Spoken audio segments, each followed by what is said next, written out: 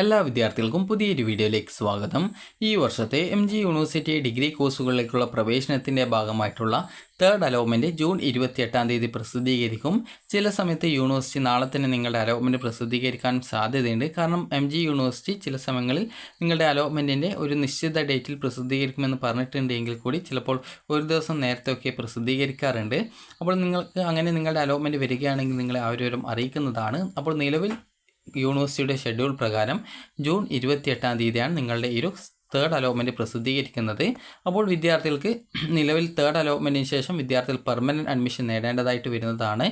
കാരണം നിങ്ങൾ ഈ ഒരു തേർഡ് അലോട്ട്മെൻറ്റിന് ശേഷം പിന്നീട് വിദ്യാർത്ഥികൾക്ക് ഒരു പെർമനൻറ്റ് അഡ്മിഷൻ എടുക്കേണ്ടതായിട്ട് വരും. പിന്നീട് വിദ്യാർത്ഥികൾക്ക് ഇവിടെ കൊടുത്തിട്ടുണ്ട് ഈ ഒരു ഓണേഴ്സ് ബിരുദ ഏകജാലകം നാളെ ഇതുവരെ അപേക്ഷിക്കാൻ സാധിക്കാതിരുന്നവർക്കും മുൻപ് അപേക്ഷിച്ചവർക്കും ഉൾപ്പെടെ എല്ലാ വിഭാഗം അപേക്ഷകർക്കും വീണ്ടും അപേക്ഷിക്കുന്നതിനും ഓപ്ഷനുകൾ നൽകുന്നതിനുമുള്ള അവസരം ജൂലൈ 1 മുതൽ 3 വരെ ലഭ്യമായിരിക്കുന്നതാണ് എന്ന് പറഞ്ഞിട്ടുണ്ട്. അപ്പോൾ അതുകൊണ്ട് തന്നെ നിങ്ങൾക്ക് ആ ഒരു സമയത്ത്, അതായത് നിങ്ങൾക്ക് പുതുതായിട്ട് അപേക്ഷിക്കാനുള്ള വിദ്യാർത്ഥികൾക്കൊക്കെ അപേക്ഷ സമർപ്പിക്കാനായിട്ടുള്ള സൗകര്യം നൽകുന്നത് കൊണ്ട് തന്നെ നിങ്ങൾക്ക് ഈ ഒരു തേർഡ് അലോട്ട്മെൻറ്റിന് ശേഷം നിങ്ങൾ കോളേജിൽ പോയിട്ട് പെർമനൻറ്റ് അഡ്മിഷൻ നിങ്ങൾ നേടേണ്ടതായിട്ട് വരുന്നത് ആയിരിക്കും. അപ്പോൾ വിദ്യാർത്ഥികൾക്ക് നിങ്ങളുടെ തേർഡ് അലോട്ട്മെൻറ്റ് വന്നു കഴിഞ്ഞാൽ എങ്ങനെ അലോട്ട്മെൻറ്റ് പരിശോധിക്കാം എന്നുള്ള കാര്യം നമുക്ക് നോക്കാം. ആദ്യം തന്നെ നിങ്ങൾ ശ്രദ്ധിക്കേണ്ടത് cap.mgu.ac.in/ugcap2025/login.jsp എന്നുള്ള പേജ് ഓപ്പൺ ചെയ്യുക. ഇത് ലോഗിൻ ചെയ്യാനുള്ള പേജാണ്. അപ്പോൾ ഇവിടെ നിങ്ങൾക്ക് ലോഗിൻ ഹിയർ എന്ന് പറഞ്ഞുകൊണ്ട് കാണാം. അവിടെ നിങ്ങളുടെ ആപ്ലിക്കേഷൻ നമ്പർ കൊടുക്കുക, പാസ്വേഡ് കൊടുക്കുക, ലോഗിൻ ചെയ്യുക. പാസ്വേഡോ അല്ലെങ്കിൽ ആപ്ലിക്കേഷൻ നമ്പറോ മറന്നു പോയിട്ടുണ്ടെങ്കിൽ കനോട്ട് ആക്സസ് അക്കൗണ്ട് എന്നുള്ള ലിങ്ക് മുഖേന അതിൽ ക്ലിക്ക് ചെയ്ത് കഴിഞ്ഞാൽ നിങ്ങൾക്ക് ഫോർഗോട്ട് പാസ്വേഡ് അല്ലെങ്കിൽ I forgot my application number എന്നിങ്ങനെയൊക്കെ പറഞ്ഞുകൊണ്ട് നിങ്ങൾക്ക് ഓപ്ഷൻ കാണാം.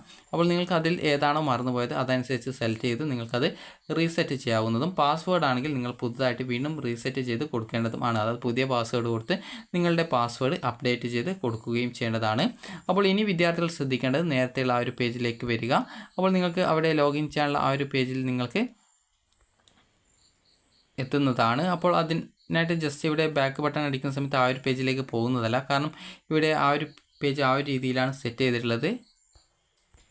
അപ്പോൾ വിദ്യാർത്ഥികൾ അതിനുശേഷം ചെയ്യേണ്ട പ്രധാനപ്പെട്ട കാര്യം നിങ്ങളുടെ ആപ്ലിക്കേഷൻ നമ്പറും പാസ്വേഡും കൊടുത്ത് ലോഗിൻ ചെയ്യുക. ലോഗിൻ ചെയ്ത് കഴിഞ്ഞാൽ നിങ്ങളുടെ പ്രൊഫൈൽ പേജ് എത്തുന്നതാണ്. അവിടെ നിങ്ങൾക്ക് congratulation you have got allotment എന്നാണെങ്കിൽ നിങ്ങൾക്ക് ഈ ഒരു തേർഡ് അലോട്ട്മെൻറ്റിൽ പുതുതായിട്ട് മറ്റൊരു കോളേജിലേക്ക് അലോട്ട്മെൻറ്റ് കിട്ടി അല്ലെങ്കിൽ ആദ്യമായിട്ട് അലോട്ട്മെൻറ്റ് കിട്ടിയെന്ന് മനസ്സിലാക്കാം. അതേസമയം വിദ്യാർത്ഥികൾക്ക് sorry you have no allotment അല്ലെങ്കിൽ sorry you have no allotment in this time എന്നാണെങ്കിൽ നിങ്ങൾക്ക് sorry you have no allotment എന്നാണെങ്കിൽ ഇപ്പോൾ തേർഡ് അലോട്ട്മെൻറ്റ് കിട്ടിയിട്ടില്ല എന്ന് മനസ്സിലാക്കാം. അതേസമയം നിങ്ങൾക്ക് ഫസ്റ്റിലോ സെക്കൻഡിലോ അലോട്ട്മെൻറ്റ് കിട്ടി നിങ്ങൾ ടെമ്പററി അഡ്മിഷൻ നേടിയത് വിദ്യാർത്ഥികളാണെങ്കിൽ അവിടെ നിങ്ങൾക്ക് sorry you have no allotment in this time, അതായത് ഈ ഒരു അലോട്ട്മെൻറ്റിൽ പുതുതായിട്ട് അലോട്ട്മെൻറ്റ് കിട്ടിയിട്ടില്ല എന്ന് മനസ്സിലാക്കാം. അപ്പോൾ നിങ്ങൾ ശ്രദ്ധിക്കേണ്ട കാര്യം എന്ന് പറയുന്നത് നിങ്ങൾക്ക് അവിടെ മോഡ് ഓഫ് അഡ്മിഷൻ കാണാൻ പറ്റും. മോഡ് ഓഫ് അഡ്മിഷൻ എന്നുള്ള ഒരു ലിങ്ക് കാണാം. നിങ്ങൾ ആ ഒരു ലിങ്കിൽ ക്ലിക്ക് ചെയ്യുക. പിന്നീട് നിങ്ങൾക്ക് ഈ ഒരു തേർഡ് അലോട്ട്മെൻറ്റിന് ശേഷം പെർമനൻറ്റ് അഡ്മിഷനാണ് നേടേണ്ടത് എന്നുള്ളത് കൊണ്ട് തന്നെ മോഡ് ഓഫ് അഡ്മിഷൻ എന്നുള്ളത് സെലക്ട് ചെയ്ത ശേഷം പെർമനൻറ്റ് അഡ്മിഷൻ എന്ന ഓപ്ഷനാണ് ഉണ്ടാവുക. അതിൽ ക്ലിക്ക് ചെയ്ത ശേഷം നിങ്ങളുടെ അലോട്ട്മെൻറ്റ് മെമ്മോ ഡൗൺലോഡ് ചെയ്തെടുക്കാവുന്നതും അതിനുശേഷം നിങ്ങൾക്ക് അലോട്ട്മെൻറ്റ് കിട്ടിയിട്ടുള്ള ആ ഒരു കോളേജിൽ പോയിട്ട് പെർമനൻറ്റ് അഡ്മിഷൻ ഫീസ് അടച്ച് പെർമനൻറ്റ് അഡ്മിഷൻ നേടാവുന്നതുമാണ്. അതിനുശേഷം ആവശ്യമുള്ള വിദ്യാർത്ഥികൾക്ക് പിന്നീടുള്ള ഫോർത്ത് അലോട്ട്മെൻറ്റ് അല്ലെങ്കിൽ സപ്ലിമെൻ്ററി അലോട്ട്മെൻറ്റ് ഈ ഒരു രീതിയിൽ, അതായത് ഈ ഒരു അലോട്ട്മെൻറ്റിൽ നിങ്ങൾക്ക് പങ്കെടുക്കാവുന്നതാണ്. അപ്പോൾ ആ ഒരു സമയത്ത് നിങ്ങൾക്ക് പുതുതായിട്ട് ഓപ്ഷനുകൾ നൽകാവുന്നതാണ്. ചില യൂണിവേഴ്സിറ്റികൾ സപ്ലിമെൻ്ററി അലോട്ട്മെൻറ്റ് എന്നുള്ള രീതിയിലാണ് അലോട്ട്മെൻറ്റ് നടത്താറുള്ളത്.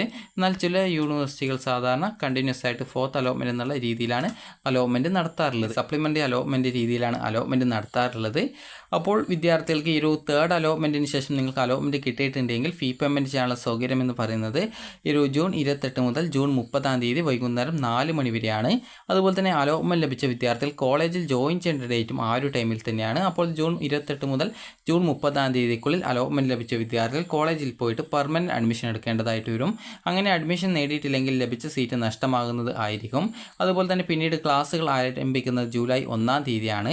പിന്നീട് നിങ്ങൾക്ക് അലോട്ട്മെൻറ്റ് കിട്ടിയ വിദ്യാർത്ഥികൾക്കും കിട്ടാത്ത വിദ്യാർത്ഥികൾക്കും അലോട്ട്മെൻറ്റ് കിട്ടിയ അഡ്മിഷൻ നേടിയ വിദ്യാർത്ഥികൾക്കുമൊക്കെ പിന്നീടുള്ള സപ്ലിമെൻ്ററി ഘട്ട അലോട്ട്മെൻറ്റിൽ പങ്കെടുക്കാം. നിലവിൽ ഷെഡ്യൂൾ പ്രകാരം online registration four special allotment SC/ST വിദ്യാർത്ഥികൾക്ക് വേണ്ടിയിട്ടുള്ള ആ ഒരു അലോട്ട്മെൻറ്റാണ് അവിടെ കൊടുത്തിട്ടുള്ളതെങ്കിലും നിങ്ങൾ ശ്രദ്ധിക്കേണ്ട കാര്യം എന്ന് പറയുന്നത് ഈ ഒരു MG യൂണിവേഴ്സിറ്റി സാധാരണ ഈ ഒരു രീതിയിലാണ് ഷെഡ്യൂൾ കൊടുത്തിട്ടുള്ളതെങ്കിൽ കൂടി വിദ്യാർത്ഥികൾക്ക് എല്ലാവർക്കും അപേക്ഷിക്കാൻ പറ്റുന്ന രീതിയിലാണ് ഈ ഒരു അലോട്ട്മെൻറ്റുകൾ നടത്താറുള്ളത്.